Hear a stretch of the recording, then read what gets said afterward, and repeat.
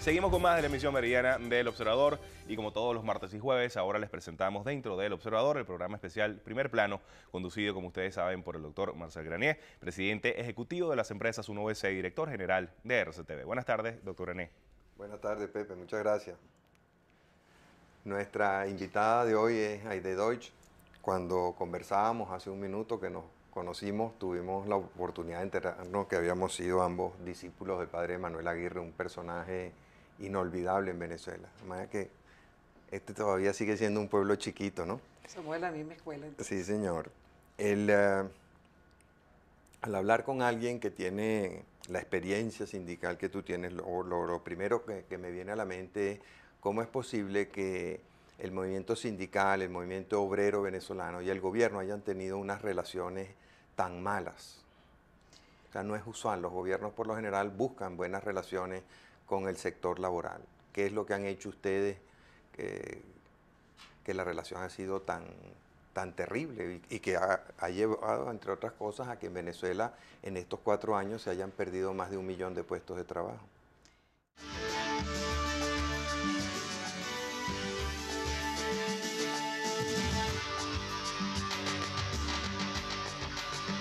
Claro, porque eso hay que entenderlo de la siguiente manera.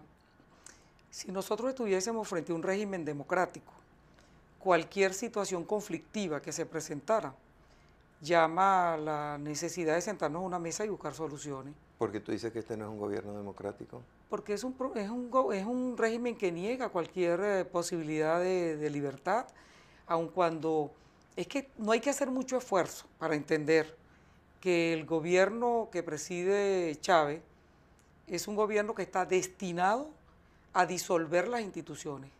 Eso es así. ¿Por qué hay tan mala relación con el movimiento sindical? Porque si recordamos, apenas él gana las elecciones, el primer grito de guerra fue destruir la CTV, vamos a destruir la CTV.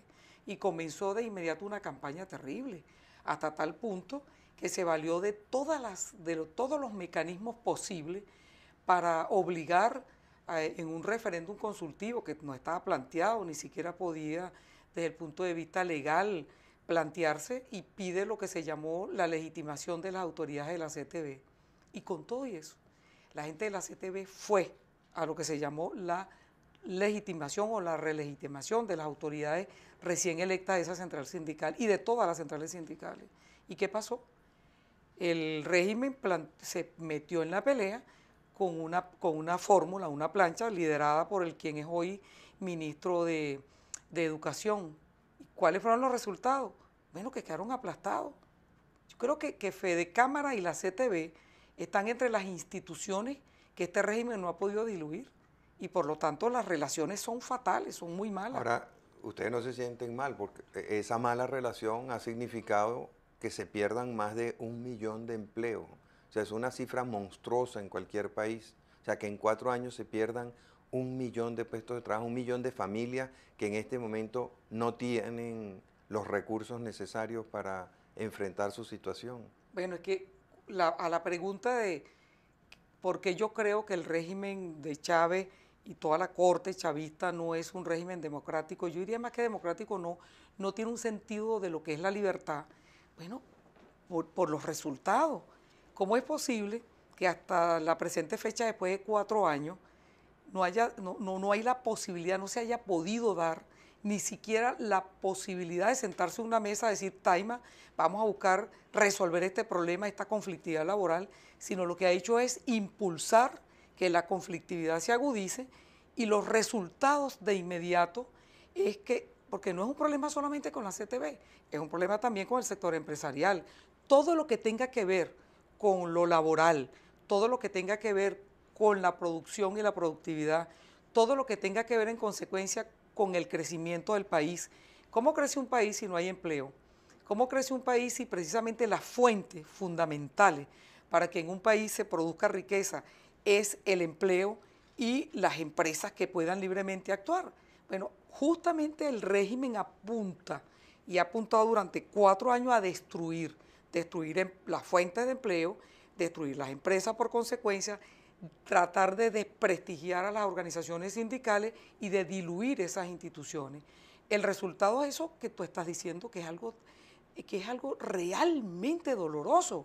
¿Cómo es posible? Hay que irme y meterse en los barrios y a los sectores populares. ¿Tú te metes en los barrios? Por supuesto, yo vengo de un sector popular, yo vengo de una organización donde yo me formé, cuando tú hablabas de que somos de la misma escuela de Manuel Aguirre. Manuel Aguirre fue uno de los promotores y propulsores de la Juventud Obrera Católica en Venezuela, que éramos jóvenes obreros que vivíamos en sectores marginales y muy pobres, que nos dio herramientas para nosotros sobrevivir en el ambiente y tratar de transformar ese ambiente. Entonces, cuando uno viene de un ambiente como un sector popular y uno sabe lo que es salir de allí, pero sale de manera honrosa o se queda también de manera honrosa, porque tienes trabajo, porque peleas por una vivienda, porque tienes la posibilidad de que tenga unos medios de acceso para tu transitar libremente por el barrio. Pero es que hoy los barrios ahora son mucho más pobres, la inseguridad se ha convertido en un arma terrible porque va contra los propios ciudadanos que viven en los barrios. Tú vivías antes en un barrio y tú decías, bueno, aquí están los malandros, y la propia comunidad se organizaba e iba y trataba de resolver el problema. Pero los malandros ahora son miembros del movimiento Quinta República, de los círculos bolivarianos, son miembros activos del gobierno. Eso es una calamidad. Eso también ahora con el problema del desempleo. Hay que ver lo que significa para una familia que vive en un sector popular que realmente no tiene con qué comer. Y algo más dramático, Marcel, van al sector informal, a la buhonería. Tú ves cómo está el centro de Caracas y cómo está el centro de las principales ciudades del país. Antes ser buhonero era una forma más o menos de transitar para buscar después un empleo seguro. Ahora entre los buhoneros se está produciendo una situación que es dramática. Los buhoneros ahora son más pobres que antes, porque primero no tienen la posibilidad de tener la mercancía para vender. Luego la competencia entre un buhonero u otro es algo fatal. Los buhoneros ya no les es lucrativo estar en la calle. Tú ves cómo se enferma, porque hay una enfermedad de pobreza en el país que, como recordábamos a finales del siglo XVIII en Europa y en la Inglaterra europea, que decía, huele a pobreza. Bueno, en Venezuela ha comenzado el olor de la pobreza, porque la pobreza es no tener con qué comer, es no tener con qué comprar una medicina, es no tener con qué vestir al muchacho o para ir al colegio, es ir a un colegio y que se le caigan las paredes, es que tu marido o tú mismo salgas a la calle a trabajar y te lo matan porque hay un permiso para delinquir. Entonces, creo que es una calamidad. ¿Por qué dices tú que hay un permiso para delinquir? Bueno, también para recordar, cuando se inicia este gobierno, en uno de los presidentes dijo que justificaba que alguien que no tuviese con qué comer saliera a la calle y pudiera robar y era justificado. O sea, el permiso que le ha dado. Eso fue en cadena nacional. En cadena nacional. Desde los próceres. Claro. Delante de la presidenta de la Corte Suprema de Justicia, delante del alto mando militar. Hay mucha complicidad porque ahí hubo mucha gente que escuchó eso y lo escuchó de manera pacífica y pasiva y que ahora... ¿Qué hubieras hecho tú? Me paro y voy y lo denuncio. Sin haber estado presente en el acto lo hice y lo denuncié. Imagínate si hubiese estado en ese acto. ¿Y esa denuncia que hiciste tuvo alguna consecuencia práctica? Bueno, estamos en la calle, tú ves la gente en la calle protestando, hay un gentío en la calle diciendo que no está de acuerdo con el régimen y además no lo está diciendo de una manera caprichosa, no dice, yo estoy en contra de este régimen porque yo quiero que se elija otro. La gente anda en la calle diciendo, estamos contra este régimen con una necesidad fundamental, porque así como huele a pobreza, es el peligro de la pobreza, también huele a dictadura y la gente está en la calle peleando por su libertad. No es posible, si no hay libertad no hay comida. Vamos a cumplir unos compromisos. Al regreso quisiera que nos refiriéramos a ese tema. Tú has mencionado también el tema de la criminalidad. Las cifras de la criminalidad en Venezuela en este momento son espantosas. El año pasado hubo más de 9.000 homicidios en Venezuela, o sea, más de 1 por hora. Es más del doble de lo que hubo en cualquier gobierno anterior. Durante los últimos 4 años han ocurrido en Venezuela más de 30.000 homicidios. El 80% de esos asesinos está suelto en la calle. y la gente está asustada. Está asustada por la falta de empleo, está asustada por la falta de libertad, pero también está muy asustada por la falta de seguridad. Ya regresamos.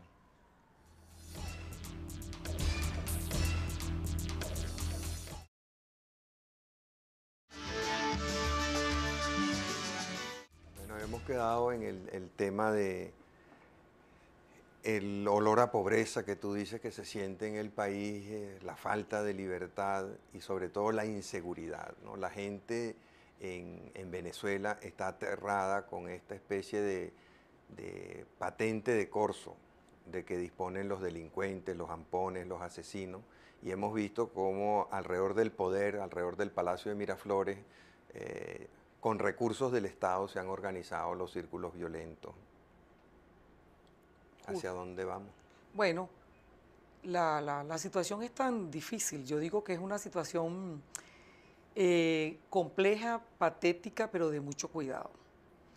Y yo aprovecho cada instancia que me da dirigirme al público de manera masiva para dirigirme especialmente a la gente, a ese pueblo que todavía sigue pensando que en el chavismo va a conseguir la respuesta para salir de sus calamidades. Yo le digo a la gente que de esta calamidad salimos nosotros si primero nos damos cuenta, porque hay que darse cuenta primero de que estamos metidos en un problema sumamente grave. Y en segundo lugar, que además de la pérdida de la libertad, todo el mundo pierde la libertad, como lo dije anteriormente, pierdes el derecho a comer, pierdes el derecho a una vida mejor, a tener bienestar social, y pierdes tu capacidad como ciudadano para decidir libremente las cosas que a ti te convengan. Pero entonces, ¿cómo te explicas que el presidente Chávez todavía tenga tanto apoyo? Y yo veo vi que este fin de semana el ejército del general García Carneiro salió a la calle y repartía bolsas de comida gratis para todo el mundo a muy bajo precio, y la gente se veía contenta con eso. Bueno, porque el régimen chavista militar o militar chavista, no ha hecho otra cosa que repetir los errores de lo que ellos han llamado la Cuarta República. Ellos son, el régimen chavista es una respuesta muy concreta de lo que es el populismo, y el populismo es una enfermedad que destruye la política. Y en ese sentido, eso de repartidera de bolsas de comida es una forma de burlarse de la gente. Pero el presidente Pérez lo hizo con mucho éxito también. Pero hubo allí, ¿y dónde quedó? ¿Cuál es la evaluación del gobierno de Pérez? ¿Cuál es la evaluación de los 40 años de democracia? ¿Dónde fue que se afincó más Chávez para decir que había un fracaso? Bueno, pues justamente porque se instaló de manera descarada y despiadada el populismo en Venezuela. Eso es el populismo. Vamos a resolver la pobreza repartiendo comida, y vamos a resolver la vivienda repartiendo potes de pintura avestina, que se llama, yo no sé cómo que se llama, para que pinten los ranchos y se vean mejor. ¿Y de qué otra manera querían resolver el problema de la vivienda? Repartiendo planchas de zinc para que la gente construyera en los barrios. Eso es una falta de respeto a la inteligencia de la gente, porque aquí pasamos 40 años equivocándonos en la forma de resolver los problemas fundamentales del país. Y Chávez tiene 4 años repitiendo esos errores, pero de manera muchísimo más descarada, diciendo que eso de repartir comida, de poner al ejército a vender verdura, de repartir planchas de zinc para que la gente siga sólida en los barrios, y de darle permiso a la delincuencia para que no dejen vivir a la gente, esa fórmula de Chávez, además de ser populista, porque el populismo puro, yo digo que se burla de la gente, que se burla de los pobres. Porque ¿cómo es posible que a estas alturas todavía pueda haber gente que crea que este régimen es un régimen de verdad que le va a solucionar problemas a la gente? Entonces, por eso yo le hago un llamado de atención a la gente. ¿Pero tú no crees que el presidente ha resuelto el problema de los niños de la calle, por ejemplo? Ahora hay más niños de la calle. Yo me la paso, yo camino las calles de Caracas. Al igual que yo ando con mi vehículo, yo ando en el metro, yo ando en camioneticas, yo voy al mercado. A mí me da mucho dolor cuando yo me encuentro, porque antes eran varones, solamente varoncitos, que me daban mucho dolor. Ahora son niñas y niños durmiendo en la calle con adultos. Entonces, ¿qué significa esta burla de Chávez?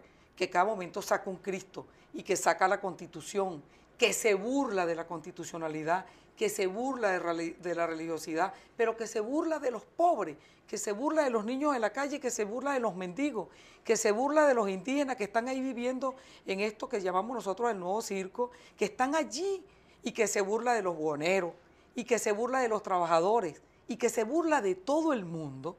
Entonces, yo lo que le hago es una reflexión muy importante a la gente. Primero, yo estoy convencida de que nosotros vamos a salir de este problema.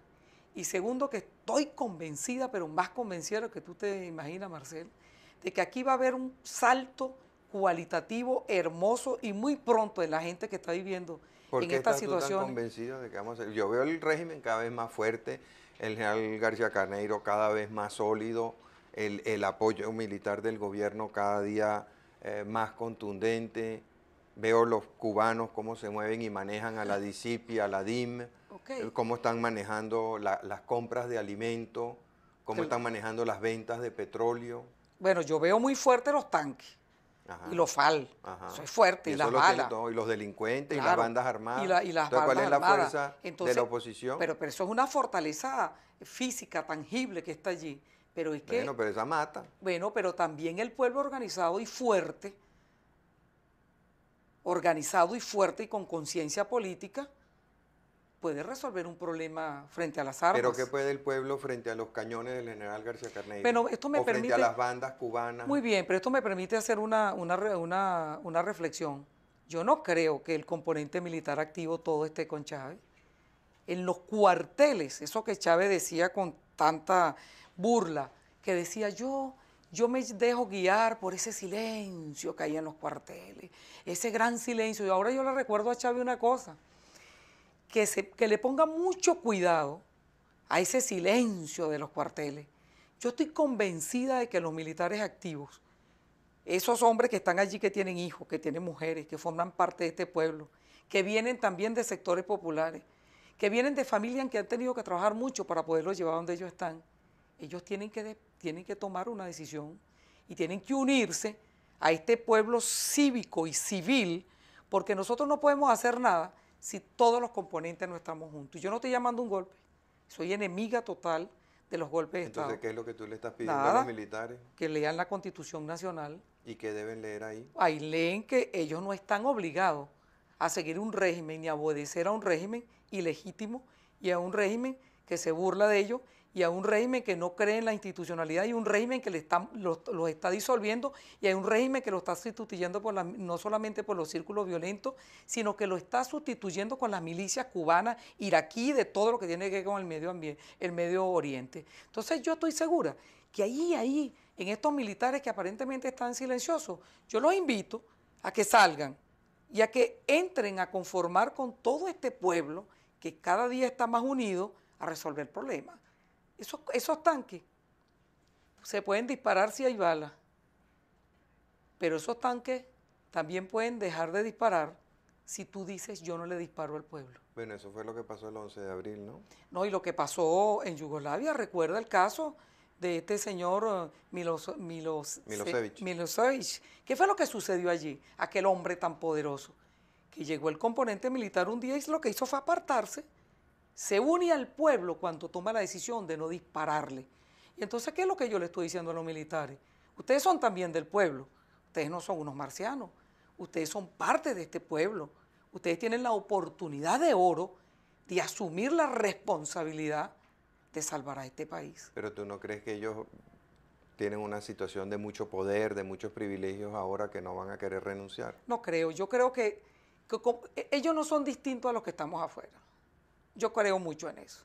Ahí hay militares muy inteligentes, muy capaces y muy capacitados, que sus mujeres y sus hijos deben estar profundamente preocupados y hablándole al oído, diciéndole, papá, ¿qué pasa? Y allá también hay muchas mujeres militares, que yo quiero que ella, con esa sensibilidad y olfato y sexto sentido que tenemos las mujeres, decirle que en las manos, no de ellos, sino de las de ellos y las nuestras, está el futuro de Venezuela. Mire, yo no creo que Chávez vaya a poder disolver las instituciones en este país, ni creo que él pueda instalar en este país la dictadura que tanto sueña. Nosotros vamos a sacar al país yo digo de este paréntesis y no de una pesadilla, sino de este paréntesis. Entonces un paréntesis que hasta yo lo he visto como una escuela necesaria para aprender lo que no debemos hacer nunca más. Los militares tienen que estar en sus cuarteles y los civiles en la calle resolviendo los problemas de los civiles. Pero en este momento nos necesitamos todos, Marcel, absolutamente todos, con curas, militares, civiles y todos adentro. Bien, muchas gracias, Aide. Muchas gracias, amigo.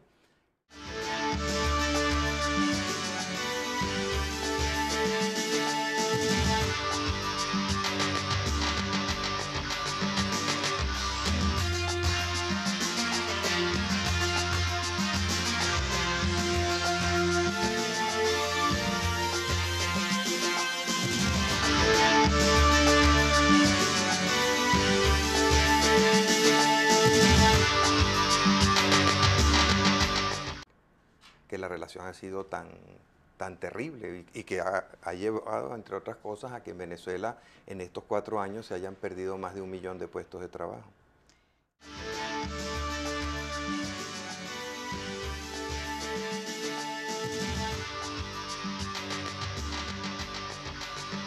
Claro, porque eso hay que entenderlo de la siguiente manera.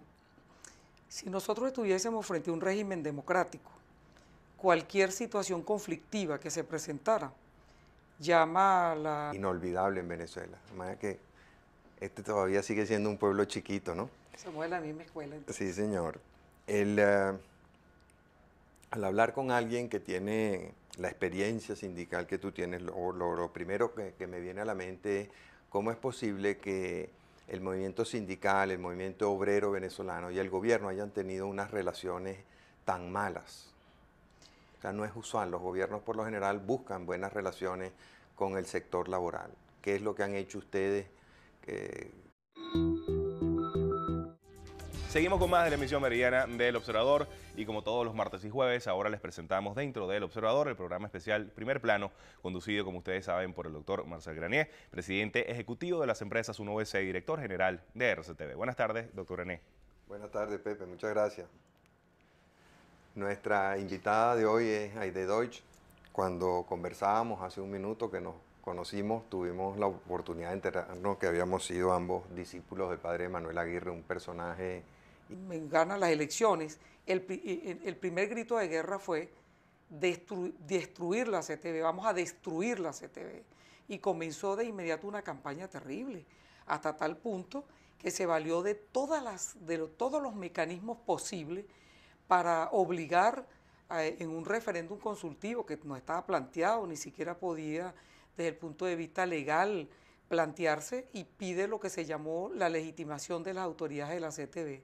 Y con todo y eso, la necesidad de sentarnos a una mesa y buscar soluciones. ¿Por qué tú dices que este no es un gobierno democrático? Porque es un régimen que niega cualquier posibilidad de libertad, aun cuando es que no hay que hacer mucho esfuerzo para entender que el gobierno que preside Chávez es un gobierno que está destinado a disolver las instituciones.